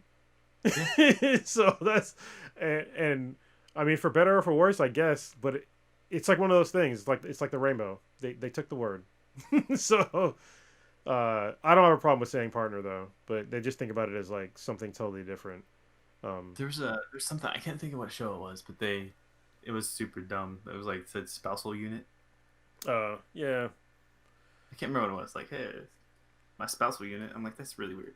Well, this is what I'm already hitting like a mental like pushback on myself because like yeah we need another word, but at the same time I don't like the idea of like 35,000 genders because it's like a whole bunch of new words and it's like Yeah. maybe I should need to rectify it. I don't know. The so I told you, she had to go through some like training to make sure she's prepared to teach this sex ed information that the state of California says she has to teach these fifth graders, uh, boys and girls all together in the class at the same time, learning about each other's parts, right? Um, so like, opening slide for the brief has the name of all of the like doctors that are educational specialists, or I don't know, maybe also health specialists that were a part of creating this presentation. Every single one of them had like what their preferred pronouns were, Like he and her and like yeah every one of them had that afterwards. And my wife, even like, she's like, do I need to start putting that on a thing? Is that like a thing like I have to do? Am I required to tell people? This is like, if you don't care, then don't worry about it. But it's that people are concerned and want to make sure that they make people feel comfortable. But like, I feel like it's being done in the other direction, where if you're a person who needs to be addressed specifically, then let us know. But if you don't care, then don't shouldn't need to put it out there. But I think there's also people who are saying, if all of us just put it there, then it doesn't make it unique or special or uncomfortable for those people who do want to be addressed specifically. When they put that in there, you'd be like, oh, you're someone who needs to have it specifically addressed, huh? yeah. So when it comes to like the the new added pronouns and stuff like that, when I get to something that is beyond him and her, I'm probably just gonna call you by your name, and it's not Yeah. out of disrespect. It's that there's only so many things that I'm going to remember. So unless we become close friends, you Yeah. will just be your name to me for basically forever. Because if I remember your name, to me that's enough. But if I have to remember a whole bunch of other extra shit that I'm really, to be honest with you, I don't want to sound disrespectful, but shit that I'm not interested in, like I don't understand why I can't just call you by your name. I think that's respectful enough. And also the whole thing about the whole respect thing. I think that people they seem to have forgotten like what the word respect really means. In English, it means admiration.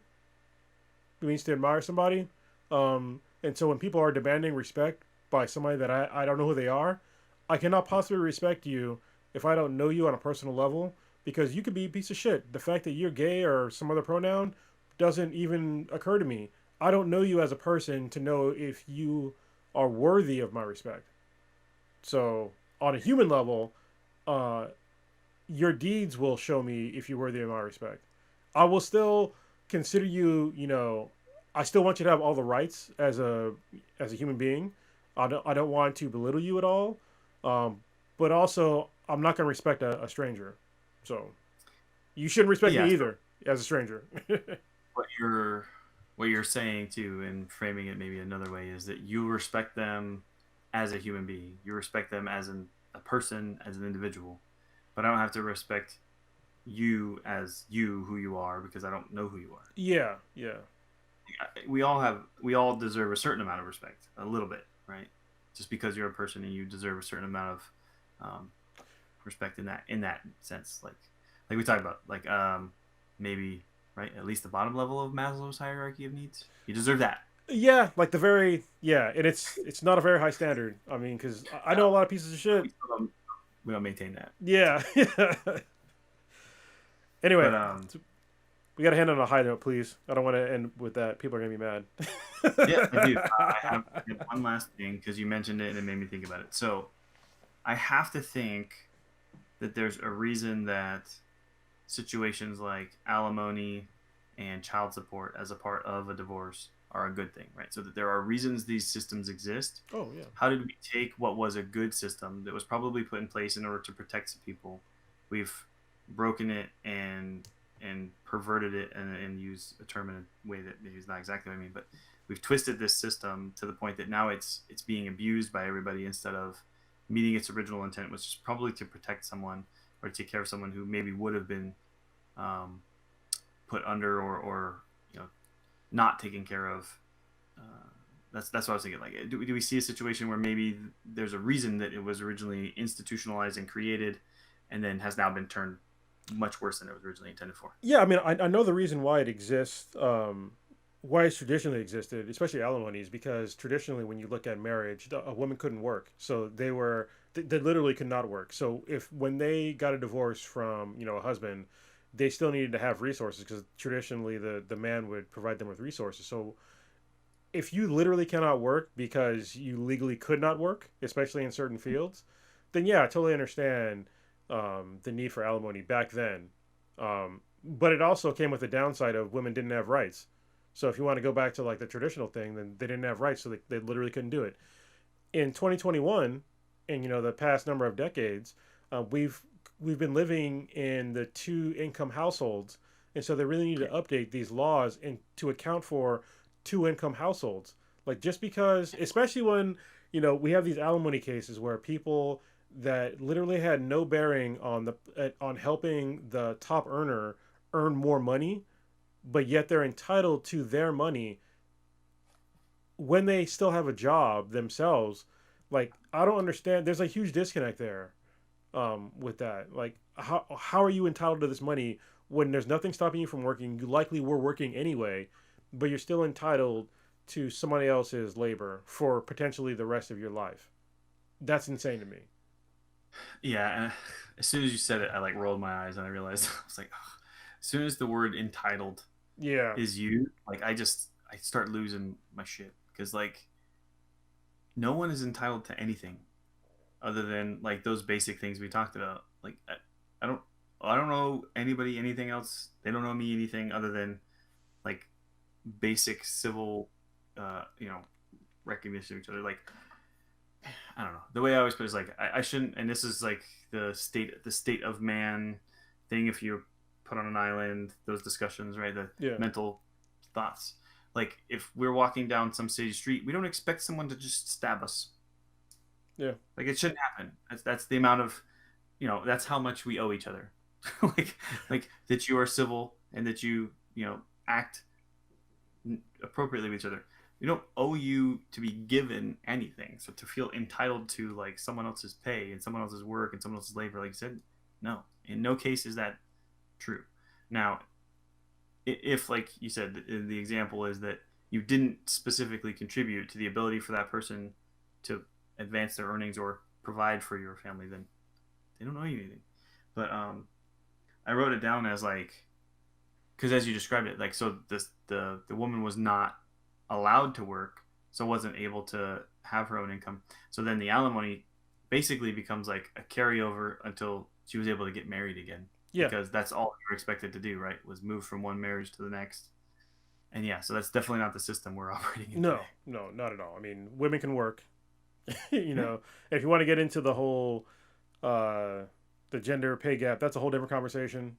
Um yeah, and yeah, it's a problem. yeah, it is a problem, but it's also I think that most people they don't understand that part of it isn't necessarily just because men make more money. It's also like what men go into for jobs and what women go into as jobs, and I think that most people they don't take that into account. Like when I can ask 50 women on the street, "Hey, are you want to work on computers for a living?" And if if one of them said yes, I'd be fucking surprised.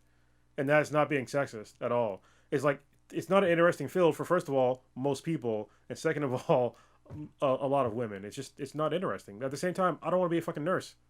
You know? Yeah, I would. Yeah, you said 1 in 50. I would bet like 1 in 20, maybe you might find one. I think 50 might be doing a good job exaggerating, but like Yeah. it's still like it. Yeah, it's about the fields that are chosen. So then the numbers have to be done internal to a specific field by comparison for gender, and then I think then we could start looking at it and analyzing and saying, are there certain fields maybe that are still doing some pay differences they shouldn't be doing?